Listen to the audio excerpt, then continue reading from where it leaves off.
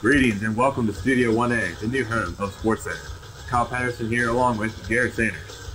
We are here to enhance the ESPN Shearmansburg experience for everyone who is a fan of Cassius Athletics. This is our inaugural show, so today we will bring you the Cassius Fall Sports Preview. Let's get right to the action. First, we're going to get a glimpse at the Trojan field hockey team, who last year came up one win shy of a district playoff berth. 8-9 record last year, couldn't get that elusive 9th win. Tori Ricker is the leading returning scorer as she knocked in 7 goals last year. Trojans also returned Kaylee Warner, Kristen Garland, Emily Mason, and Tabby Little. I had the opportunity to catch up with Taylor Patillo and Allie Stevens after tryouts on Monday. Seniors Taylor Patillo and Allie Stevens. First question, girls. After your first practice, can you give us a taste of what you saw out there? A lot of people came to practice unprepared today, Kyle Patterson. We had to run 4 miles, 4 or 5, however many it is. Actually, it was like 3.5, but it felt like about 10. A lot of people weren't prepared, a lot of walking. So Coach was not happy about that. Okay. A lot of young kids. A lot of yelling. All right. Yogurt exploded. Attitudes, tunes. All right. Now, with all that said, what can we expect out of Lady Trojans this fall? Just a championship, baby. The Trojans, as we just heard, the Trojans return a good number of seniors. What do you see for the Trojans this year on the turf? Honestly, you just need to look out for Cumberland Valley, Central Dolphins, even Carlisle on grass. Game to watch against the big-time foe, Hershey Trojans, on September 9th at home. Watch out for stud goalkeeper Clara Eder. She's closing in on the school's shutout career record. Next, we have Coach Columbian's girls tennis team, which returns 2 top players and will be looking to build on last year's solid campaign. Looking back on last year's squad, they went 7-4. For all you mathematicians out there, 636 winning percentage. Haley Wissinger won mid-pens at number 3 singles. They returned number 1 singles player Abby Jacobs, and also Kia Grove number 2 singles player. I've got a chance to speak with a couple players from the tennis squad. Outside of this great facility, we have Megan Auker here. I'm going to ask her a few questions. After your first day of practice, how's the squad looking? I think it's looking good. We're in good shape. We have a lot of returning players, and I think we're going to get a mid-pens this year. Flawless answer. We have Kata Grove. Last year, you guys sent 8 players to the mid-pen. Only 4 returned this year. How is Coach Columban handling that? Well, we've all been working really hard, so Coach Columban knows that, and he thinks we're going to do really well. Junior Abby Jacobs here. As the returning number 1 singles player, what can we expect out of your team this fall? Hopefully we will expect a winning season and that everyone makes it to mid-pens this year and districts. Very nice. There you have it. And states. Expectations of the girls tennis team this fall. Well, I gotta tell you, I see Cumberland Valley being very solid, as they always are, so the team title may be out of the question. However, I can definitely see a few individuals going very deep into the postseason. Moving on, we now have the girls volleyball team. Last year, they ran their record to 14 wins and 11 losses. They made it to the District 3 pool play tournament, where they were promptly swept, but successful season nonetheless. They returned no seniors, but they definitely have lots of young talent.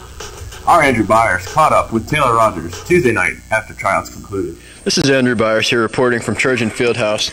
I'm with Trojan volleyball star Taylor Rogers here. So Taylor, how do you like that shiny new gym floor? I think it's pretty spectacular. It's a great floor to play on. It's really nice, actually. That's awesome. Yes, it is. You lost player of the year Morgan Lehman to graduation, and no seniors came out this year. Will there be an issue of lacking senior leadership? I don't think so. Last year, the majority of the juniors and a couple of upcoming sophomores played on the varsity team, so I think that we're going to be good. We're really young, but I think we're very experienced as well, so I think we should be good for this year. That's good news. What can we expect from the volleyball squad this year? I think you should expect a lot. It's going to be a learning experience definitely this year for being such a young team, but I think next year will be like ridiculously good. But this year is more of a learning, so I think it could go both ways. Taylor, we know your knee was bothering you last year and you had different knee tape each game. Do you have any fancy new colors you're going to break out this year? I'm not sure. It all depends on how the knee's going, but I might break out a few new colors, so you might have to be on the lookout. We definitely will be. Thanks for your time and good luck this year. What is your opinion on the 2010 version of the Trojan girls volleyball team? They're absolutely very young, but loaded with talent. You can see a spark. They lack leadership, but that might hold them back. Fourth team to look at is the boys and girls cross-country teams. They will surely have the bullseye on their backs this year. In recap, the boys took the regular season Mid-Penn title and took stud Dan Patty to states. The girls were much more successful as they were co-Mid-Penn champs. Took fourth place at districts, finished 14th at the state meet. The boys returned Dan Patty, Nick Rutz, and Danny Klink. The girls returned Mackenzie Doyle and Becca Elba. Our beautiful Alice Stevens caught up with a couple boys runners. Today we are joined by Trojan cross-country runners Matthew Pitchford and Alex Fennon. Boys, what can we expect from the Trojan cross-country team this year? You can expect a lot. We have very good returning runners and some new sophomores that we can count on. We're probably going to go to states this year like we promised last year. Sounds promising. Who should we keep our eye on? Dan Patty. He was a state runner last year, and he's just all-around great runner. So, yeah, he's the top guy on the team. And what are you most looking forward to this cross-country season?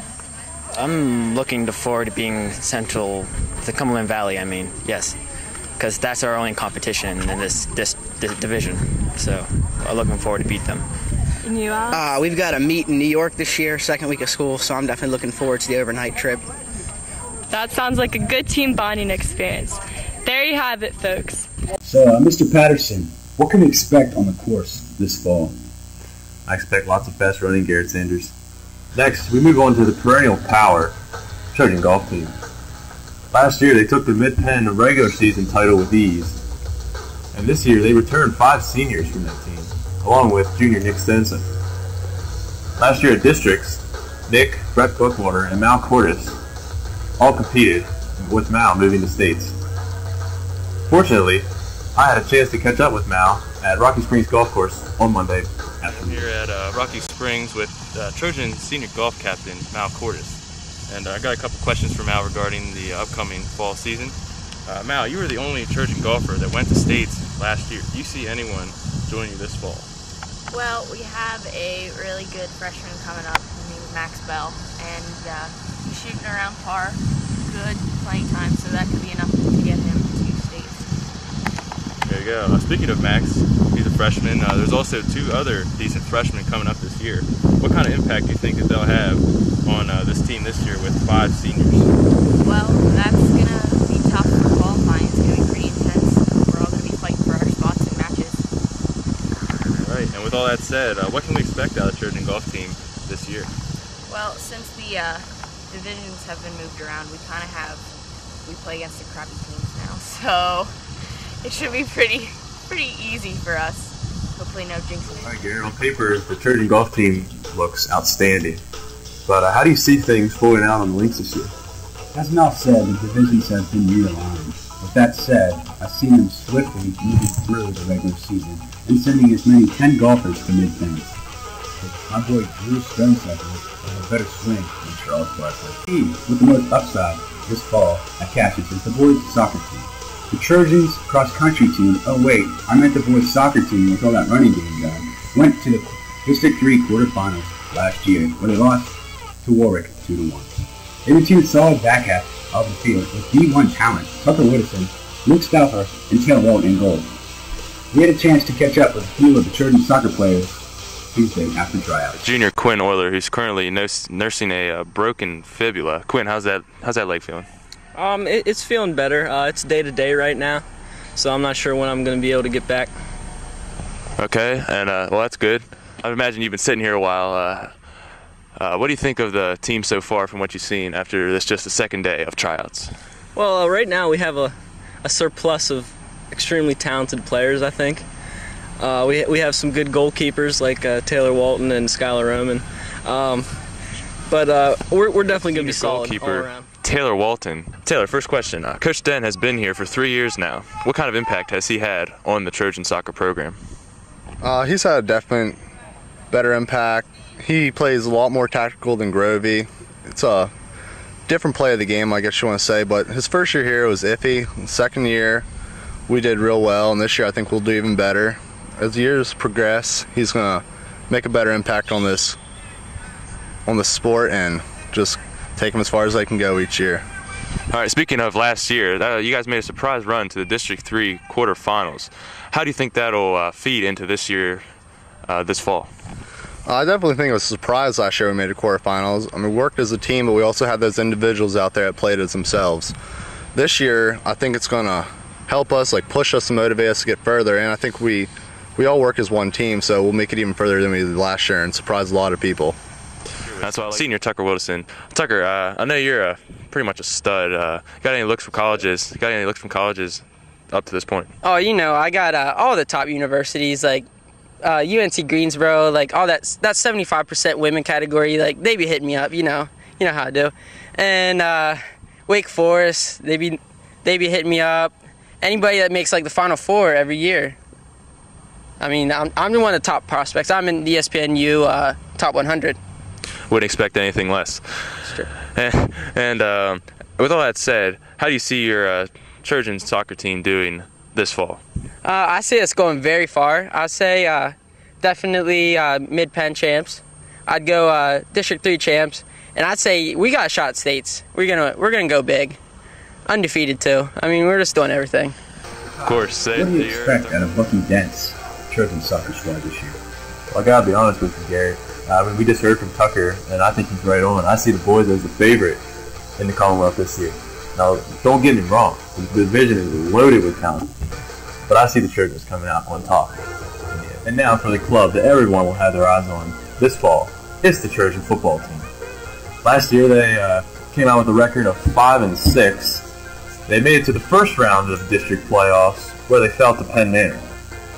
But the big headline is, new coach Mark Saunders took over this off-season and will make his head coaching debut this fall. Allie had a chance to catch up with Derek Burkhardt after double days on Tuesday. Here we are with star Trojan football player Derek Burkhardt. Derek, how has Coach Saunders impacted this program so far?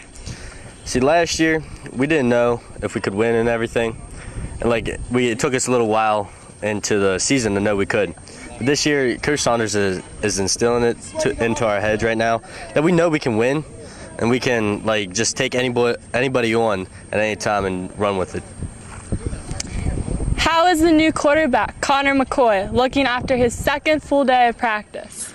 Well, Connor, he's a young buck, but he's fitting real great into the scheme and everything. I mean, we have also Jimmy Hopple and Matt Harbaugh working real hard. There's a good three-way competition throughout this whole thing.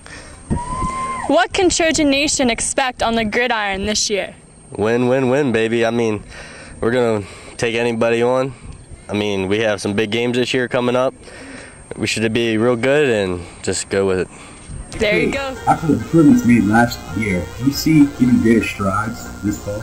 I do, actually. We have multiple D1 talents this year, including CJ Johnson, who's taking his football savvy to Temple University. Along with that, we have more division realignments, so local rivalries will be back into the picture. The Trojans will take on Waynesboro, Gettysburg, and in the season opener, they travel to Greencastle Antrim to take on the Blue Devils. We expect more Chambersburg fans there than Greencastle fans. So that's all we have for today's show.